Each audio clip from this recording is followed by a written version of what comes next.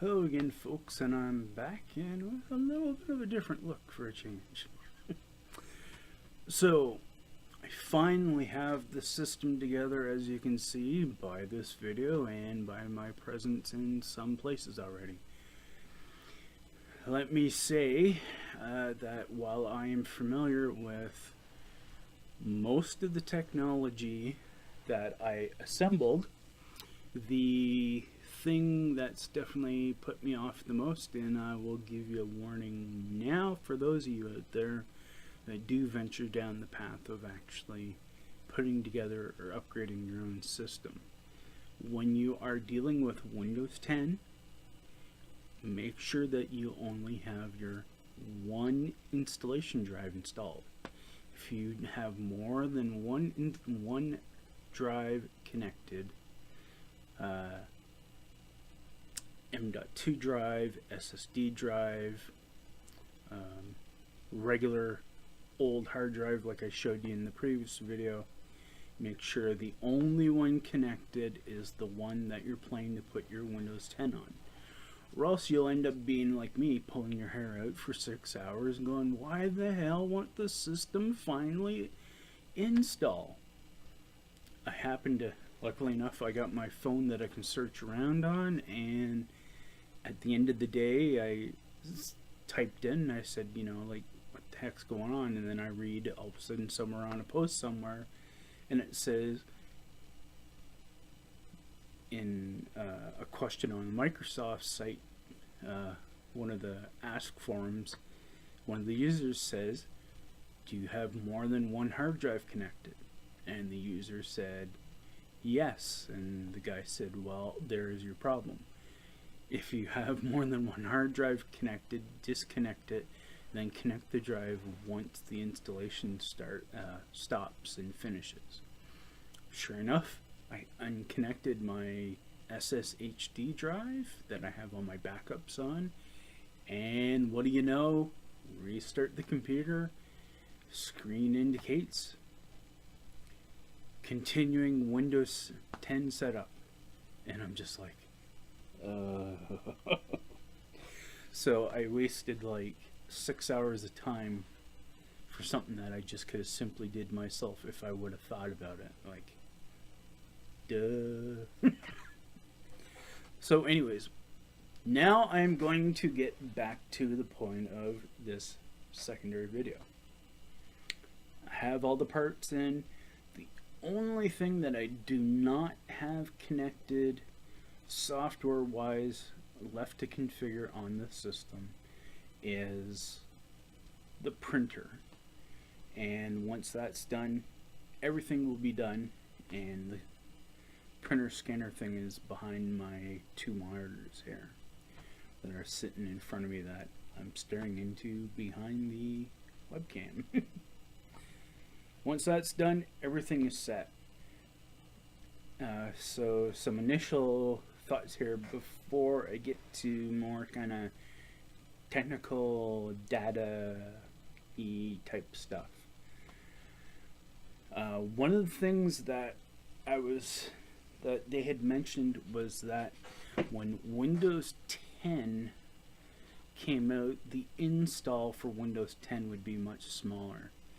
And I got to say, in comparison to my previous Windows 7, which was like, I think almost like 100 or 120 gigs installed on the drive, this OS and even everything I put on it, everything is only 60 gigs. So that's half the amount of install that my previous OS and software was. So that's amazing, and that's great, especially for those who aren't going to go out and get a big large hard drive to put as their main operating system drive. So that means you can do like me, get a 256 gig or 512 gig drive, and you put your OS and some of your essential applications like photo editors, audio editors, as a gamer, your Steam actual client, and so forth and so forth. You can then put them on that and be happy to know that there's all kinds of hard drive space left there to keep those programs running quickly and optimum performance.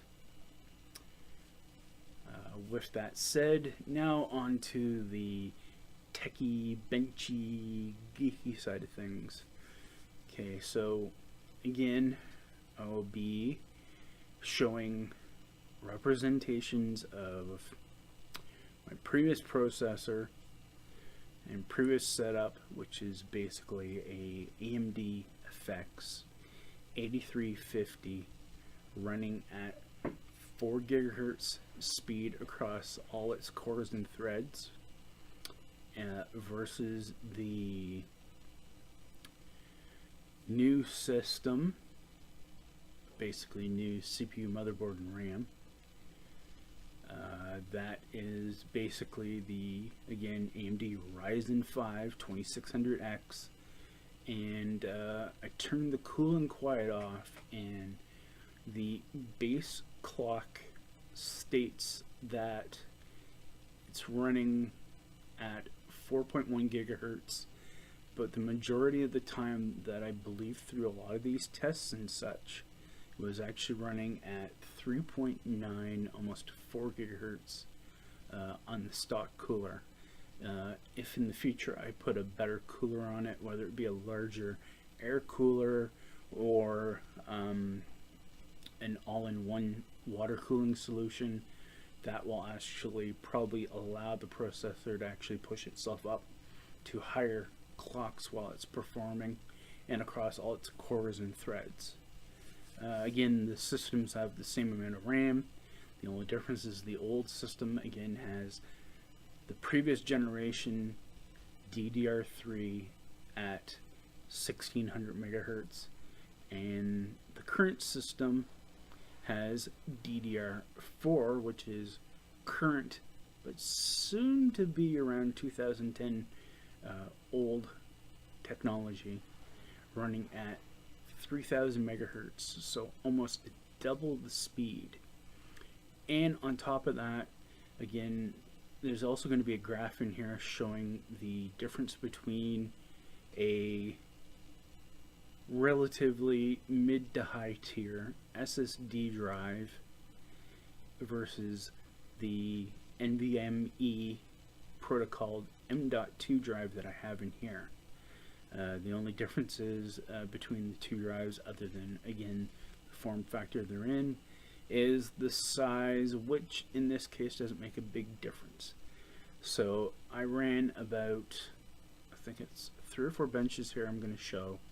I'll be showing them back to back, and you can see for yourself how much of a advancement in technology has occurred in the last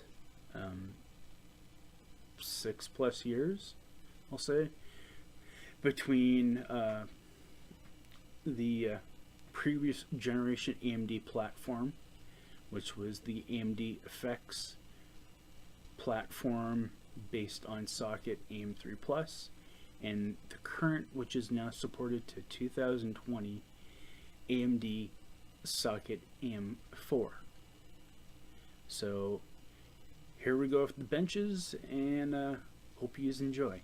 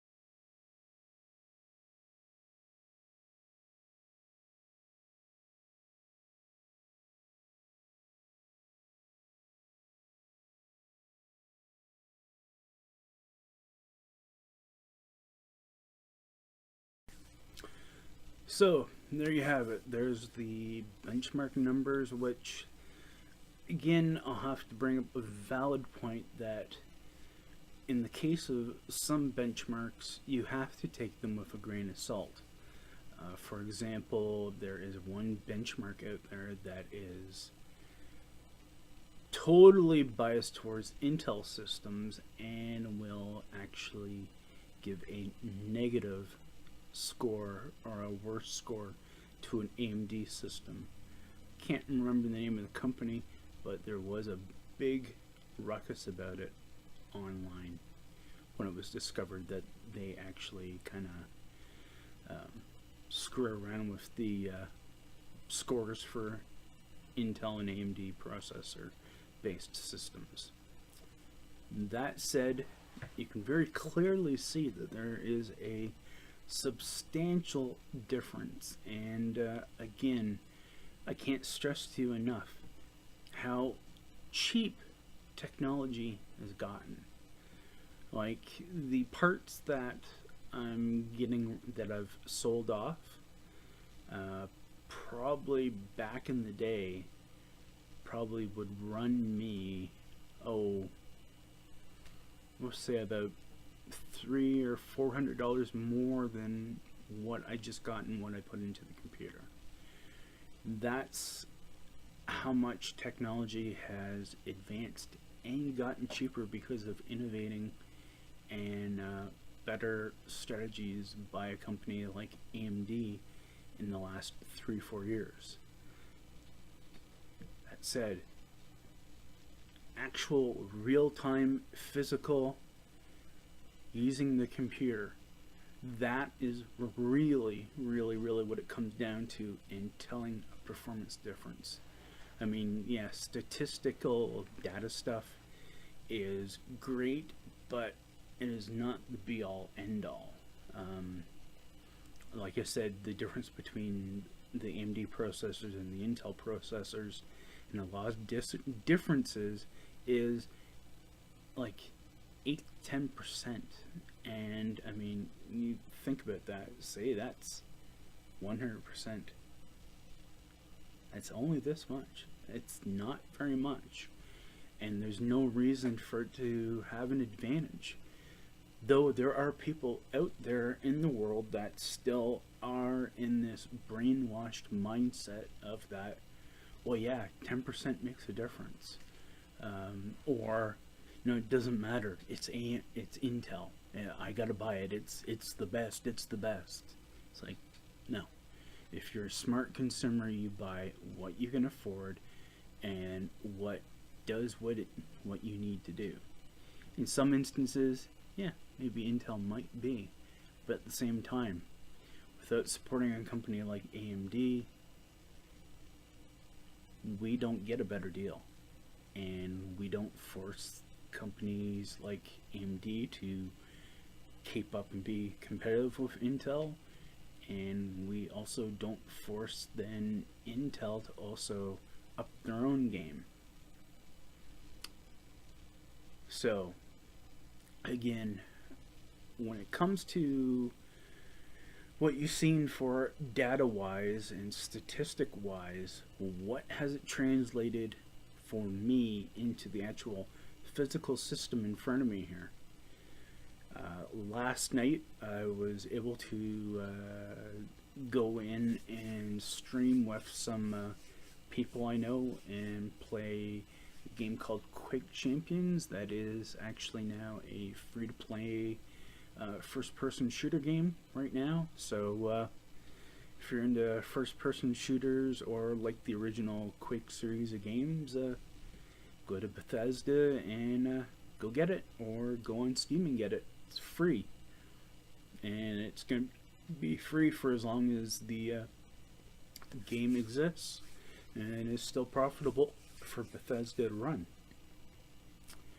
Again, difference in frame performance using the same video card but using the new parts that I showed you. My gameplay rendered at least 10 more minimum frames per second So instead of being in like the low 50s, I actually was bouncing around between 60 to 69 frames per second during the matches. And there was times where I was actually hitting 100 frames per second, which is, as a lot of people say, that is the line where you actually can almost not tell the difference in fluid motion, is when you hit that 120 to 120 frames per second range. Anyone that has purchased a 60 hertz or 120 hertz TV would know exactly what I'm talking about. So my gameplay improvement was better, was quicker. I was able to maybe avoid some kills and get a few more kills than I would have otherwise. The true test is, again, what I said AMD has been since the 2000s, and that is in doing multitasking and megatasking. And without a doubt, this chip does it very easily. If you are someone that likes to have numerous things running all at once on their computer, then this chip definitely does it. Like, for example, if I go from this screen here, which is a 24-inch screen, if I tab from this screen to something else, like a web browser or something, over in my my 900 range, or just barely 10,028 resolution screen. With the old system, it used to go and then finally go over to the other browser, the other app in the other screen. This time it's literally flip, flip, flip, flip, flip, flip, like instantaneous, like 1 microsecond. Whereas before there was actually probably a physical 1 second delay. And that is, again, from the combination of both processor having more cores and threads. My hard drive is a faster hard drive, as you can see. Like, it's probably like about 10 times as fast as the other one, or if not, like about 6 to 10 times faster. And the physical speed of the RAM, which is almost twice as fast. So because of these faster elements and all meshing and connecting together, you get a more enjoyable performance and more, I don't know how I could put that, I guess more fluid feel to things, not having to wait for this or wait for that. So again, hope you have enjoyed the video. If you have any PC questions or do want me to help you configure a system for yourself, you know, don't be afraid to contact me whatever way, and I'll try my best to help you out. And that said, that is my basic little follow-up video to my PC upgrade. Again, I hope everyone's enjoyed the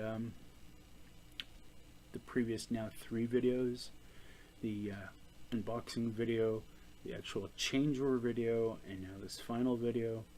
Again, I hope everyone is great out there, doing well. Again, be positive. Don't let the negative things and negativity in life drag you down, because it'll just drag you into a very bad place. And as it is, life nowadays is hard, and we don't need that. So again, everybody be well, do good to others, and take care, and bye for now.